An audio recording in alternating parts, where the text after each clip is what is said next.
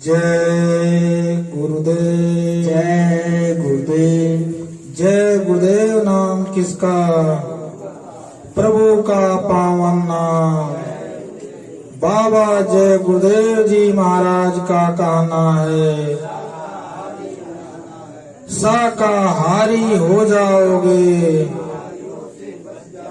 तरह तरह की बीमारी, बाल रहे हैं मांसाहारी, कुदरत है तैयार खड़ी, आगे तबाही बड़ी बड़ी, क्या खाने से होगी भलाई, साग सब्जी दूध मलाई, हाथ जोड़ कर विनय हमारी, हो जाए सब शाकाहारी, बाबा जी की अर्जी है, आगे आपकी मर्जी है। जय गुरुदेव। जय गुरुदेव। शब्द रूप में सर्वत्र विराजमान परम पूज्य स्वामी जी महाराज तथा उनके उत्तराधिकारी पूज्य महाराज जी के चरण कमल में कोटि कोटि नमन प्रणाम वंदना करते हुए इस सत्संग समारोह में पधारे हुए सभी सत्संगी प्रेमी भाई बहन और ग्रामवासियों से हाथ जोड़ करके सादर जय गुरुदेव। जय। देखिए, हम लोगों को ये जो मानव शरीर मिला है बहुत अनमोल है, बहुत सौभाग्य से मिला हुआ है और हम लोगों को लिए इससे अधिक सौभाग्य की बात यह है कि हम लोगों को इस मानव शरीर में बैठ करके उस प्रभु का सत्संग सुनने का अवसर मिला है। और हम लोगों को ये मानव शरीर कितने दिनों के लिए मिला हुआ है इसके बारे में हम आप नहीं जानते, लेकिन जिसने मानव शरीर हम लोगों को दिया है उसे अवश्य मालूम है कि हम लोगों को इस मानव शरीर में कितने दिनों के लिए रहना है। महात्माओं ने कहा है, जग सराय दिन चार बसेरा, या में काहू न काहू केरा। कहने का मतलब ये है, ये जो दुनिया है जग सराय है, एक मुसाफिर खाना है। जैसे हम लोग किसी मुसाफिर खाने में जाते हैं, एक दिन दो दिन रहते हैं, फिर अपने वतन को लौट आते हैं। इसी प्रकार से ये दुनिया जो है एक सराय खाना है। इस सराय खाने में हम लोग आए और अपना घर, अपना मकान, अपना खेत काटे हुए चले जाएंगे। इसी प्रकार से हम लोगों से पहले भी कितने लोग यहाँ आए और अपना काटे काटे चले गए। और देखिए, ये जो शरीर है ये भी किराए का मकान है, क्योंकि अगर किराए का मकान ना होता तो हम लोग इसको छोड़ करके कभी नहीं जाते, लेकिन महात्माओं ने इसको किराए का मकान कहा, क्योंकि हम लोगों को जितने जितने दिन के लिए उस मालिक ने श्वासों की पूंजी बख्शी है, श्वास खत्म होते ही ये शरीर मिट्टी हो जाएगा। महात्माओं ने कहा कि जग सराय दिन चार बसेरा, यानी कहने का मतलब ये जो जिंदगी है सिर्फ 4 दिन की है। एक होती है शिशु अवस्था, दूसरा होता है बाल अवस्था, तीसरा होता है जवानी और चौथा होता है बूढ़ेसकाल। इसी प्रकार से ये 4 अवस्था होता है। शिशु अवस्था अज्ञान अवस्था में बीत जाता है, बाल अवस्था पढ़ाई लिखाई में बीत जाता है और युवा अवस्था जो होता है शादी ब्याह पैसा कमाने में व्यतीत हो जाता है।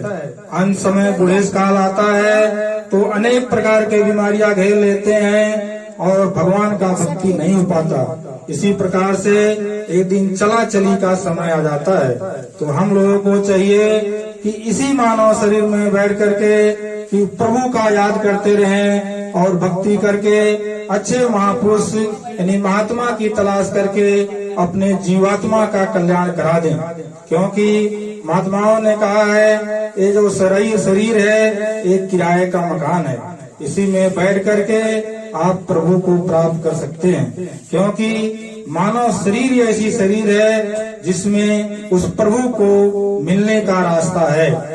महात्माओं ने कहा, बड़े भाग्य मानुष तन पावा, सुर दुर्लभ सब ग्रंथ गावा, साधन धाम मोच कर द्वारा, पाइन जही पर लोक सवारा।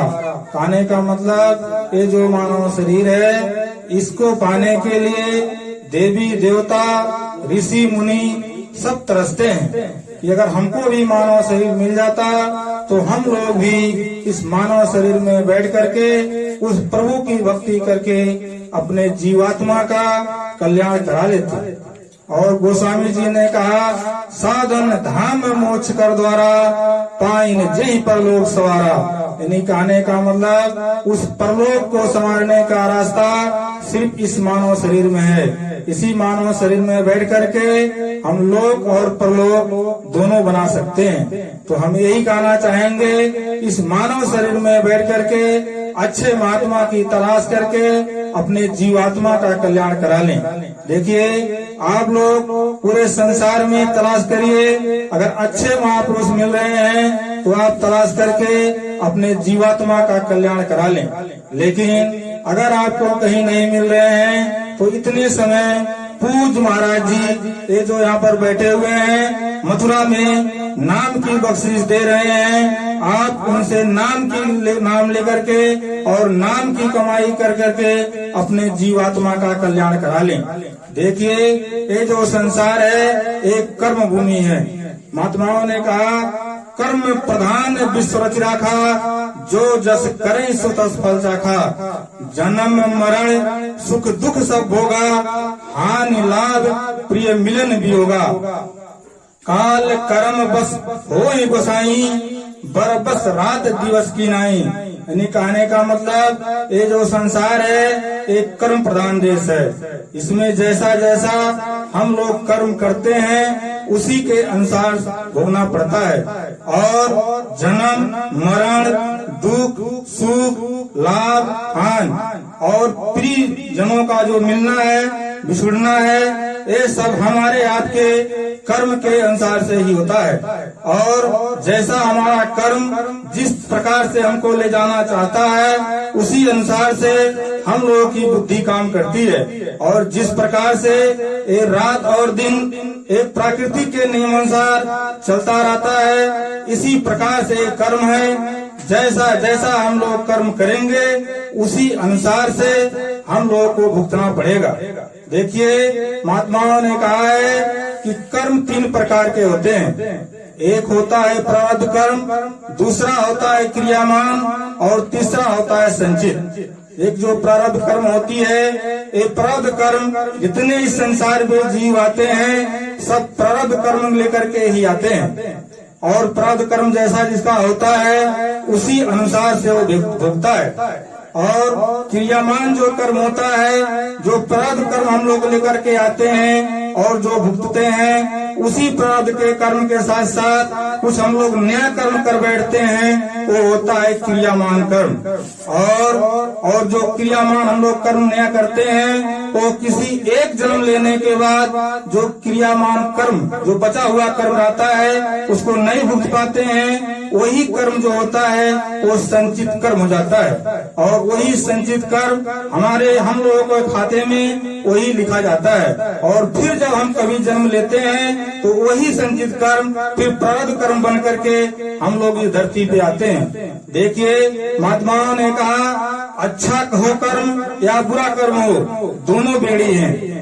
अच्छा कर्म जो है वो सोने की बेड़ी है और जो बुरा कर्म है वो लोहे की बेड़ी है। जैसे अगर हम लोग बुरे खोटे कर्म कर दिए तो हम लोग नरक में चले जाते हैं, लेकिन अगर कहीं अच्छे कर्म कर देते हैं तो स्वर्ग में चले जाते हैं। लेकिन जब नरक और स्वर्ग की जो हम लोगों का बुरा कर्म और पूर्ण कर्म जो रहता है, जब वो क्षीण होता है यानी खत्म होता है, तो फिर हम लोगों को इसी मृत लोक में आना पड़ता है। इसलिए महात्माओं ने कहा कि बुरा कर्म तो आप मत करिए, लेकिन अच्छा कर्म करिए, लेकिन ये सोच के मत करिए कि हमको स्वर्ग में जाना है। क्योंकि स्वर्ग का पुण्य जो है वो क्षीण होने के बाद फिर इसी मृत्यु लोक में हम लोग को आना पड़ेगा। इसलिए आप लोग पूर्ण कर्म करके, अच्छे कर्म करके अच्छे महापुरुष की तलाश करिए, और अच्छे महापुरुष जब मिल जाएंगे तो आपको सत्संग सुनाएंगे और नाम की बख्शीश देंगे। उसी नाम का आपका कल्याण हो जाएगा। और इसी प्रकार से जितने भी महात्मा आए वो नाम की कमाई करके अपने जीवात्मा का कल्याण करा लिए। इसी प्रकार से महात्माओं ने कहा कि आप लोग भी अच्छे महात्मा की तलाश करिए और भक्ति करके सूरत साध नाम योग साधना की कमाई करके अपने जीवात्मा का कल्याण करा लें। देखिए, ये जो कर्म का विधान है, कर्म के विधान से कोई नहीं बच सकता, क्योंकि कर्म के विधान से राम और कृष्ण जैसे जो भगवान थे वो लोग भी नहीं बच पाए। तो हम लोग ऐसा कौन सा कर्म कर रहे हैं जिससे उस कर्म से बच जाएंगे? तो हम लोग को देखिए अच्छा कर्म करना चाहिए, क्योंकि महात्माओं ने कहा है पूर्ण पुंज बिन मिले निसंता सतसंगत संसित करंता। यानी कहने का मतलब जब पुण्य का जब पहाड़ इकट्ठा होगा, यानी अधिक जब पुण्य इकट्ठा होगा तब सत्संग सुनने का अवसर मिलता है। और जब सत्संग सुनने का अवसर मिल जाता है कि सत्संग ऐसी सीढ़ी है जिससे संत महात्मा की दर्शन होती है, और संत महात्मा के दर्शन हो जाता है तो नाम की बख्शीश दे देते हैं, और उसी नाम की कमाई करके हम लोग अपना जीवात्मा का कल्याण करके यानी मोक्ष के तरफ चले जाते हैं। तो हम लोग को यही चाहिए कि अच्छा कर्म करें, लेकिन अच्छे के साथ साथ महात्मा की खोज करके उस प्रभु का मिलने का रास्ता भी खोज करें। और ऐसा महात्मा होना चाहिए जिसका आत्मा उस परमात्मा से मिला हो। जिसका आत्मा उस परमात्मा से मिला होगा वही आपको उस परमात्मा तक पहुंचा पाएगा। नहीं तो आप लोग जैसे इस धरती पे पड़े हुए हैं, इसी प्रकार से अगर वो महात्मा रहेंगे तो भी आपको इसी धरती पे बढ़ते रहेंगे। क्योंकि कहा गया है अंधा गुरु बहिर चेला हो नरक में ठेलम ठेला। यानी काले का मतलब जब अंधा गुरु रहेगा और बहरा चेला रहेगा तो इसी मृतलोक में, इसी नरको 84 में भोगना पड़ेगा। इसलिए अच्छे गुरु का तलाश करिए जिसका आत्मा उस परमात्मा से मिला हो। देखिए, आप राम का उदाहरण कर दीजिए तो राम के पाला में जब यानी राम का वनवास हो गया तो भरत विलाप करने लगे। उन्होंने कहने लगे कि मेरी माता यानी कैकेयी के गलती की वजह से राम को वनवास जाना पड़ा, और विलाप करके रोने लगे। तो वशिष्ठ मुनि भरत को बुलाकर समझाए और कहे सुनहु भरत भावी प्रबल बिलख कहे मुनिनाथ लाभ हानि जन्म मरण जस अपजस विधियात। उन्होंने कहा हे भरत आप विलाप मत करिए, क्योंकि जो होता है वो कर्म के आधार पे होता है। उनके कर्म में वही था, यानी कहने का मतलब जो जिसके नसीब में होता है, जैसा जो कर्म किया रहता है उसी के अनुसार भुगतना पड़ता है। माता कैकेयी का उसमें कोई दोष नहीं है, क्योंकि माता कैकेयी के जिह्वा पे स्वस्ति जी का कर बैठ गई थी, और जैसे वो बुलवाए उसी के अनुसार से कैकेयी जी को बोलना पड़ा। इसी अनुसार से देखिए उसमें माता कैकेयी का कोई दोष नहीं है, उनका आप दोष मत दीजिए। जैसा जैसा जो कर्म होता है, कर्म का विधान जैसा ले जाता है उसी अनुसार से जाना पड़ता है। इसलिए आप माता कैकेयी का दोष मत दीजिए, क्योंकि लोक मत के हिसाब से माता कैकेयी का दोष है, और वेद मत के हिसाब से देखा जाए तो माता सरस्वती का दोष है, लेकिन उसमें किसी का दोष नहीं है। उस मालिक ने जैसे जैसे जिसका कर्म होता है उसी के अनुसार से उसको फल देता है। तो इसी प्रकार से देखिए महात्माओं ने कहा एक कर्म प्रधान देश है। महात्माओं ने कहा है कि कर्म गति टारे ना टरे मुनि वशिष्ठ से पंडित ज्ञानी शोध के लगन धरे। कहाँ हुआ फंद कहाँ वो पारी कहाँ वो मृग चरे। सीता को हरि ले गयो रावण सोन के लंक जरे। नीच हाथ हरिचंद बिकाने बलि पाताल धरे। कोटि गाय पुण्य करत निरे गिरगिट जोनि परे, पांडव जिनके आप सारथी, तिन पर विपत्ति परे। दुर्योधन के गर्भ हटायो, यदकुल नाश करे। राव केतु भानु चंद्रमा, विधि संजोग परे। कहे कबीर सुना वही साधो, होनी होके रहे। यानी कहने का मतलब जो कर्म की गति है, कर्म से कोई नहीं बच सकता। इस धरती पे जो भी आता है वो कर्म से बधा ही आता है।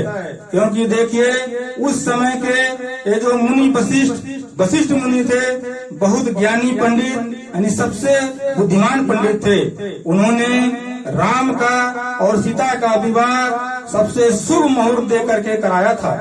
लेकिन जब राम का राज्याभिषेक का समय आया तो माता कैकेयी के कारण राम, लक्ष्मण और सीता को वनवास जाना पड़ा, और जिसके फलस्वरूप उनके वियोग में राजा दशरथ को अपना प्राण त्यागना पड़ा।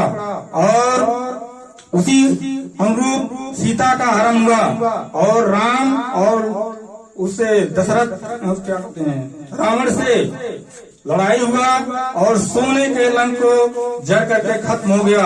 और रावण के कुल में एक गिलास कोई पानी देने वाला नहीं बचा कर, इसीलिए कहा गया है 1 लाख पूत 1.25 लाख नाती, ता घर रावण दिया न बाती। यानी रावण का कुल का नाश हो गया, उसके घर में कोई एक गिलास पानी देने वाला नहीं बचा।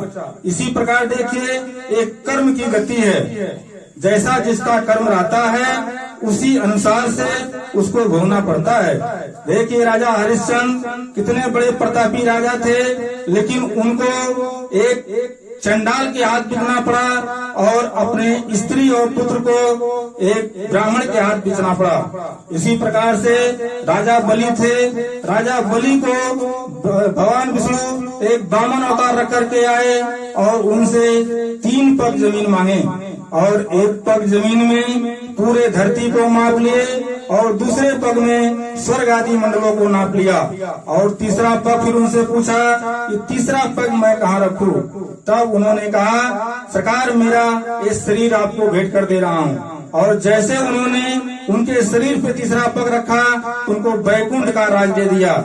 इसी प्रकार से एक राजा नृग थे, रोज कोट गौओं का दान करते थे, और एक दिन उसी दान किए हुए गौओं में से एक गाय उनके जो नया गौदान करने वाले थे उसमें आकर मिल गए, और राजा समझ नहीं पाए, उस गौ को दान कर दिए। उसी गौ को लेकर के 2 ब्राह्मणों में झगड़ा हुआ और दोनों ब्राह्मण न्याय करने के लिए राजा नृग के पास आए, और राजा नृग से कहने लगे ये गाय मेरी है, और दूसरा कहने लगा ये गाय मेरी है। तो राजा के समझ में नहीं आया, राजा ऐसे मुड़िया दिया। फिर दूसरे दिन आए, फिर राजा समझ में नहीं आया, फिर राजा नृग ने सहिला दिया। इसी प्रकार से 2 दिन 3 दिन जब ब्राह्मण लोग आए और राजा नृग निर्णय नहीं ले पाए, तो उन ब्राह्मणों ने राजा नृग को श्राप दे दिया और कहा जिस तरह से आप गिरगिट के तरह से हिलाते हैं, इसी प्रकार से अगले जन्म में आपको गिरगिट जोनी में जाना पड़ेगा। और राजा नृग को गिरगिट जोनी में जाना पड़ा, और राजा नृग को श्री कृष्ण भगवान ने उनका उद्धार किया। इसी प्रकार से पांडव लोग थे जिनके सारथी यानी रक्षक स्वयं श्री कृष्ण भगवान थे, लेकिन उनके ऊपर भी वन में विपत्ति पड़ा और 14 वर्ष तक उन लोगों को वन में रहना पड़ा। इसी प्रकार से देखिए एक कर्म की गति है, कर्म से धरती पे कोई बचने वाला नहीं है। जैसे जिसके प्रारब्ध में रहता है, जैसा जो कर्म करके आया है उसी अनुसार से उसको भुगतना पड़ता है। देखिए एक छोटा सा दृष्टांत है, बता रहे आपको। एक उज्जैनी नगरी में राजा भर्तृहरि राज करते थे, और उसी राज्य में एक बार गुरु गोरखनाथ का सत्संग का कार्यक्रम लगा, और गुरु गोरखनाथ वहाँ सत्संग का 1 दिन 2 दिन 4 दिन कार्यक्रम किए, और उस सत्संग को सुन करके राजा भर्तृहरि का यानी आत्मज्ञान हो गया, और वो अपना राज और पाठ छोड़ करके जाने लगे। तो उनके जितने राजा मंत्री जो थे समन लैंडलॉर्ड सब उनको रोकने लगे कि महाराज आप अगर राज को छोड़ देंगे तो राज कौन चलाएगा, इसलिए आप राज को मत छोड़िए। जो भी पूजा पाठ करना है आप इसी राज में यानी अपने राज में बैठ करके करिए, लेकिन राज को मत छोड़िए। बड़े बड़े जो वहाँ के रानियां थी सब रोने लगी, लेकिन जिसमें हृदय में उस भगवान की प्राप्ति हो जाए उसको इस काल और जाल माया का उसको नहीं चलता। तो राजा भर्तृहरि वो राजपाट छोड़ करके वो संन्यास ले लिए और उनके राज में सब लोग चिंतित हो गए कि राज कौन संभालेगा। तो उनके एक छोटे भाई यानी विक्रमादित्य उतने समय थे, तो लोगों ने विक्रमादित्य को उस राजगद्दी पे बैठा दिए। और विक्रमादित्य भी बहुत प्रतापी राजा थे, बहुत ज्ञानी थे, उन्होंने अच्छे से राज्य का संचालन करने लगा। कुछ दिन बीता तो विक्रमादित्य के मन में विचार आने लगा कि लोग राज पाने के लिए लड़ाई झगड़ा मार काट कितने फौजदारी करते हैं, तब पर भी राजा नहीं बन पाते, लेकिन मैं राजा कैसे बन गया, मेरे नसीब में क्या था, मैं ऐसा कौन सा कर्म किया था, मेरे प्रारब्ध में कौन सी कर्म थी जिसके कारण मुझे राजा बना दिया गया। और विक्रमादित्य के मन में यही प्रश्न उठने लगा। तो विक्रमादित्य ने एक दिन अपने राज्य में राजसभा बुलाया और उस राजसभा में लोगों से प्रश्न रख दिया कि इसमें से जितने मेरे जो कर्म है ये कौन सी कर्म थी जिसके कारण से मुझे राजा बना दिया गया। और यही कह करके विक्रमादित्य राजा बोले कि हम कुछ टाइम के लिए कहीं जा रहे हैं और आप लोग इसका प्रश्न ढूंढ करके रखिए और मैं अभी आ रहा हूँ। यही कहा करके विक्रमादित्य कुछ काम के लिए चले गए और कुछ टाइम के लिए जब चले गए फिर वहाँ से वापस आए तो उस राजसभा में देख रहे हैं कि सारे के सारे सब लोग चले गए थे और वहाँ सिर्फ एक पंडित जो बुजुर्ग अवस्था में थे वही बैठे थे। तो जब राजा आए तो उनसे पूछने लगे कि अरे भाई मेरे प्रश्न का जवाब तो नहीं मिला और सब लोग क्यों चले गए, कहाँ चले गए। तो उस पंडित ने कहे कि देखिए महाराज सब अपने अपने घर चले गए। तो राजा ने कहा, विक्रमादित्य ने कहा कि क्यों चले गए, मेरे प्रश्न का उत्तर नहीं दिया, ये तो मेरा बात का उल्लंघन हुआ। तब उस पंडित ने कहा देखिए महाराज ये सब जो आपकी प्रश्न था बहुत कठिन है, इसका उत्तर इन लोगों के पास नहीं था, इसीलिए ये लोग सब अपने अपने घर चले गए। तो विक्रमादित्य राजा ने कहा कि ठीक है, ये लोग तो पूरी दुनिया का हंस रेखा देखते हैं, तो मेरा क्यों नहीं बता पाए लोग। तो उस पंडित ने कहा कि देखिए महाराज ये सब भोले भाले जनता के देखते हैं, क्योंकि अगर कुछ गलती भी हो गया तो कोई दंड इनको नहीं देगा, लेकिन आप तो राजा हैं, अगर आपकी कोई गलती हो गई, अगर कोई गलत किसी भविष्यवाणी कर दिया तो आप उसको फांसी दे देंगे। इसी के डर के वजह से सब लोग अपने अपने घर चले गए। तो फिर विक्रमादित्य राजा ने उस पंडित से कहा कि आप क्यों नहीं गए। तो उस पंडित जी ने कहे कि देखिए सरकार इस मुझको बारे में मुझे मालूम है, एक उस जंगल में एक महात्मा रहते हैं और वो आपके प्रश्न के जवाब दे देंगे, क्योंकि वो जो कहते हैं वो आंखों देखी कहते हैं, हम लोग तो जोशी हैं, हस्तरेखा देखते हैं, अनुभव से कहते हैं, लेकिन वो महात्मा है, वो जो कहेंगे वो सत्य होगा, क्योंकि उनकी बात मैंने एक दो बार उनके पास जा करके उनका अनुभव किया है।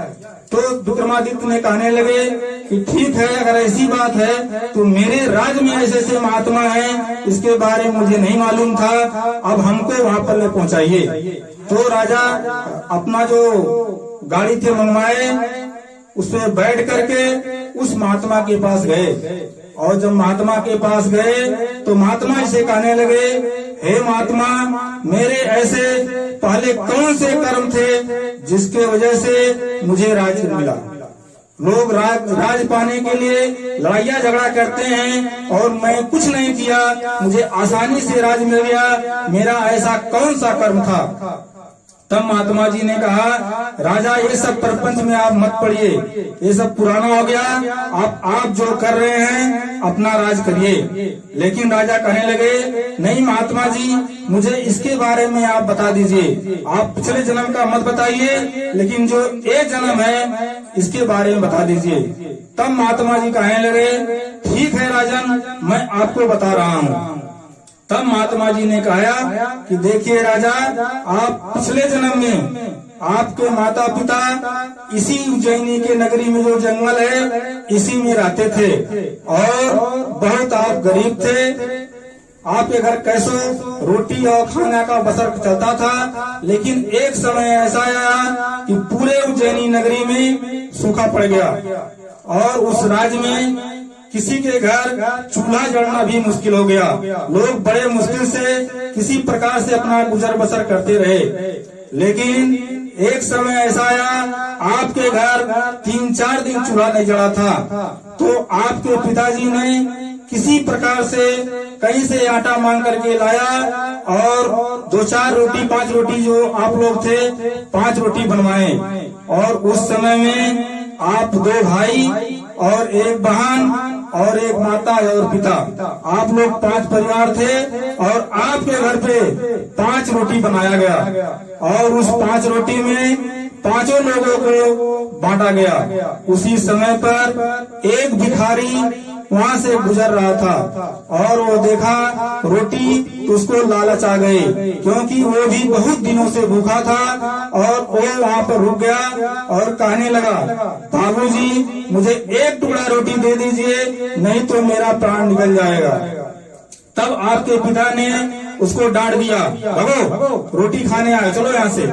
उसको ताड़ दिए और टोक नहीं गया, क्योंकि वो भूख से तड़प रहा था। फिर वहीं पर गिड़गिड़ाने लगा तो आपके माताजी से कहने लगा, आपके माताजी भी ने उसको गाली दे दिया। फिर भी वो भिखारी नहीं गया। फिर आपके जो भाई थे उन्होंने उसको भिखारी को डंडा मार दिया और भिखारी गिर गया। फिर भी वो भिखारी नहीं गया और आपकी जो बहन थी उसने भी गाली दिया, आ जाओ टट्टी मैला खा लो, कहीं जाकर के खा लो, यहाँ कुछ नहीं है। तब महाराज आपको दया आ गई, आप सबसे छोटे थे और आपको दया आ गई और आपने उसको वो जो पूरी रोटी आपके हिस्से में था, आपने पूरी रोटी उसको दे दिया और भिखारी जाने लगा और आपको लाख दुआ देते गया कि भगवान आपको राज दे दे, भगवान आपको अमीर बना दे, आपको कहते हुए वो चला गया। और उसी का फल है महाराज कि आपको उसी रोटी के बदले ये राज मिल गया। तब राजा ने कहा, ठीक है, मान लीजिए मेरे पूर्व जन्म का एक कर्म ऐसा था जिसके बदले मुझे राज मिल गया, लेकिन और जो मेरे परिवार थे, मेरे माता पिता भाई और बहन, ये सब कहाँ है? तो महात्मा जी ने कहने लगे, वो सब छोड़ दीजिए, जैसे आप जाकर के राज करिए और आपका तो मालूम हो गया। लेकिन राजा हट करने लगे, कहने लगे, हे महात्मा मुझे उसके बारे में बता दीजिए, मैं उसको भी जानना चाहता हूँ। तब महात्मा जी ने कहा, ठीक है, आप अपने उस गाड़ी पे बैठिए, रथ पे बैठिए और मेरे साथ चलिए। और उस रथ पे महात्मा बैठे और राजा बैठे और जाने लगे। जब राज के नगरी में पहुँचे, यानी राज द्वार पे पहुँचे, तो वहाँ एक कुतिया जोर जोर से भूखने लगी। तब महात्मा ने कहा, देखो राजा, इसको गौर से देखो, यही तुम्हारी माँ है, यही तुम्हारी माँ जो उसको गाली दी थी भिखारी को, यही तुम्हारी माँ है। और देखो एक कुतिया बन करके इस द्वार उस द्वार पे खाने के लिए तरस रही है। फिर राजा ने कहा, ठीक है, और मेरे पिताजी कहाँ इस समय हैं? तो फिर महात्मा ने कहा कि रथ आगे बढ़ाओ। फिर रथ आगे बढ़ाने लगे और जब आगे गए, उसी उज्जैनी की नगरी में एक भिखारी डंडा लेकर के आ रहा था। तब महात्मा जी ने कहा, देखो जो भिखारी आ रहा है उसको गौर से देखो, वही आपकी पिता है जिसने उस भिखारी को बोल करके डांट करके उसको ताड़ा था। तो फिर राजा जी ने कहा चलिए ठीक है, मेरी वो माता हो गई, एक पिता हो गई, और मेरी बहन कहाँ है? तो फिर महात्मा ने कहा चलो और आगे रथ लेकर के चलो, मैं दिखाता हूँ। फिर रथ आगे बढ़ी और एक नदी था, उसी के बगल में एक धोबीन वहीं पर कपड़ा खींच रही थी। तब महात्मा ने कहा देखो राजन, गौर से देखो, वो जो धोबीन है वही तुम्हारी बहन है, जिसने उस भिखारी को कहा था जाओ टट्टी खा लो, मैला खा लो, वही देखो आज लोगों की कपड़ा धुल रही है और सफाई कर रही है। तो फिर राजा ने कहा ठीक है, अब आप बताइए मेरे जो भाई थे वो कहाँ हैं? तब महात्मा ने कहा देखो राजा, उनके परपंच में मत पड़ो, क्योंकि उन्होंने भिखारी को डंडा मार दिया और उस प्रभु ने उसके बदले उनको ले जाकर के नरक में डाल दिया, और आप उनको नहीं देख पाओगे।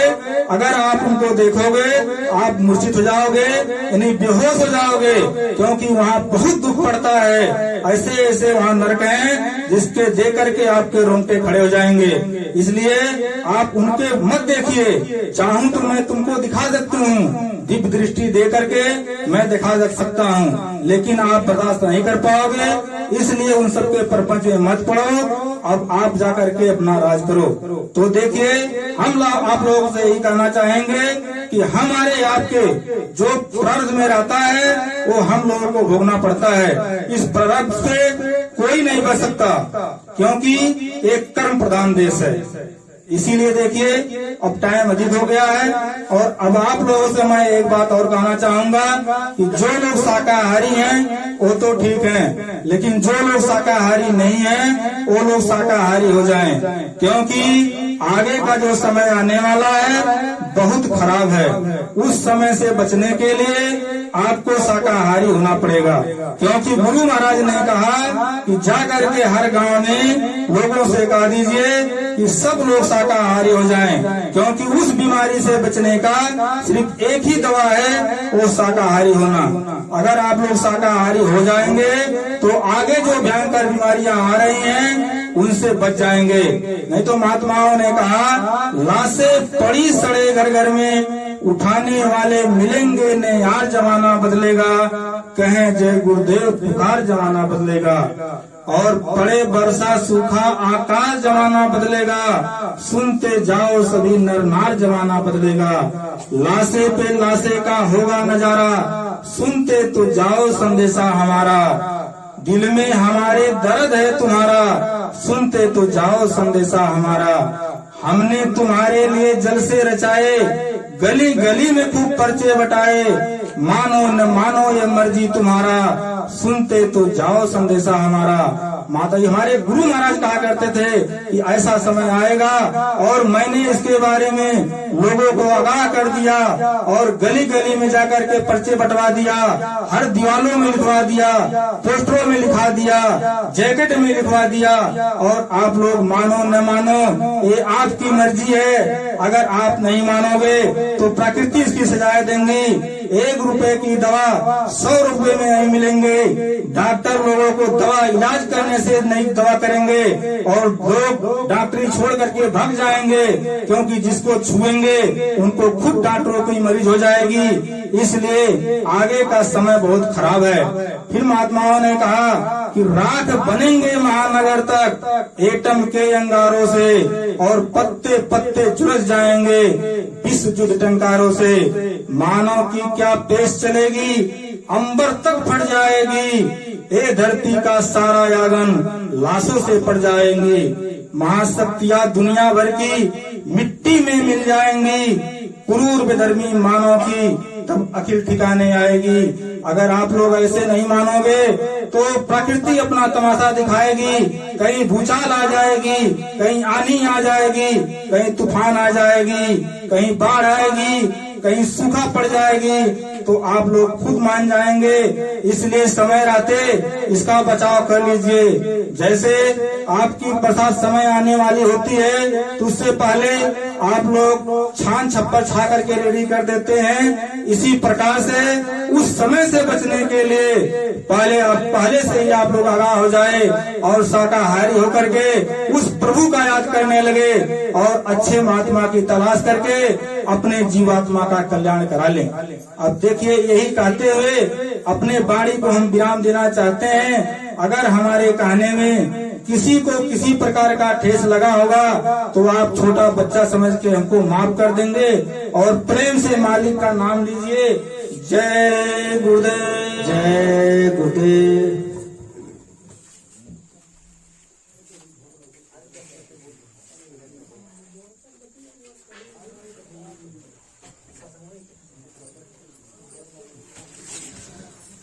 जय